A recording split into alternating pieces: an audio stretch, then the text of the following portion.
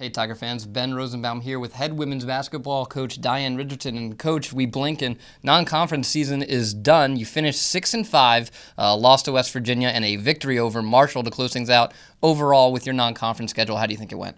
Well, I think it went pretty well. You know, we scheduled some tough games to kind of test us. I think we ended the non-conference schedule on a high note, so I'm pretty pleased about that. And you mentioned the strength of the schedule. I mean, this was a tough stretch. I mean, Syracuse, Wake Forest, West Virginia, Marshall, GW. Why did you want them to play such a tough non-conference schedule? What was the idea behind that? Well, I wanted us to get ready for conference. I wanted us to be challenged. And with 8 new people coming in, I really wanted to see what we were made of against some tough teams, and it kind of showed us. A 76-69 victory over the Marshall Herd to close out non-conference schedule, and we always talk about Q Murray's ability to spread the ball around and run the offense. She showed her ability to now score the basketball. 20 points from her, 18 from Kiana Jeter, and 16 from Nakaya Mello. And by the way, Ryan Holder and Janine Camp each follow up with 8 as well. Pretty good offensive game, and you're showing that it's not just all about Kiana Jeter and Nakaya Mayo, that you definitely have other weapons. Right, and that's what we wanted to happen this year, and, you know, to have other scores. You know, Nakaya Mayo stepped up her game offensively, and then Q Murray is just a floor general. She knows when we need her to score. She knows when we need her to distribute the ball, and right now she's top 3 in the conference in assists, so she's doing it on both ends, and so we like that. So non-conference, it's done. We're into CAA time now, and you mentioned 8 new players, 8 new Tigers here in town. They're going to get their first taste of CAA play. What has been important for you to stress to them how it kind of changes? Yeah, we played a tough non-conference, but now it's league play and it's a tough conference. Yes, and it is a tough conference. And, you know, we've got a lot of teams in the conference that run systems, and so we've got to get used to that. And, you know, we've been trying to prepare for that this week. And the first one up is, in my mind, in my time calling CAA basketball, is probably the ultimate system team. Drexel Dragons on Friday at 7 p.m. up in Philadelphia.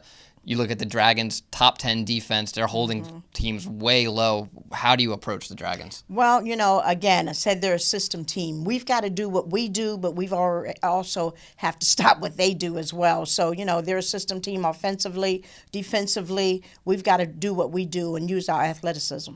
And they're not a very big team, and I mean, they have a good record coming into this game, but they're not very big, which I think could be a huge advantage. Tallest player for Drexel listed at 6'2". Do you plan on trying to capitalize on that and maybe bang inside a little bit more than they want to? Well, you know, we've got to do what we do, and obviously we're one of the tallest teams in the conference, and we've got some pretty good players that are pretty tall. So we're not going to switch up what we've been doing, and hopefully we can take advantage of that.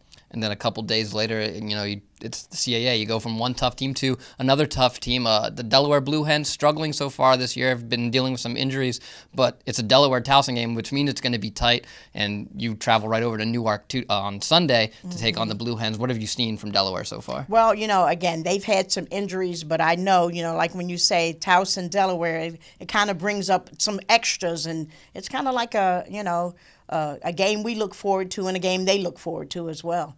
It's always a battle, and Delaware dealing with those injuries. Their record not what they want it to be right now, but you look at their stats, it's not that they don't score. I mean, they have a lot of people who are scoring up near the double digits, and in my mind, that almost makes them more dangerous because this is a team just waiting to break out. Right. And like you said, the scoring is distributed, so it's not like you can stop 1 or 2 people. You've got to play the whole team.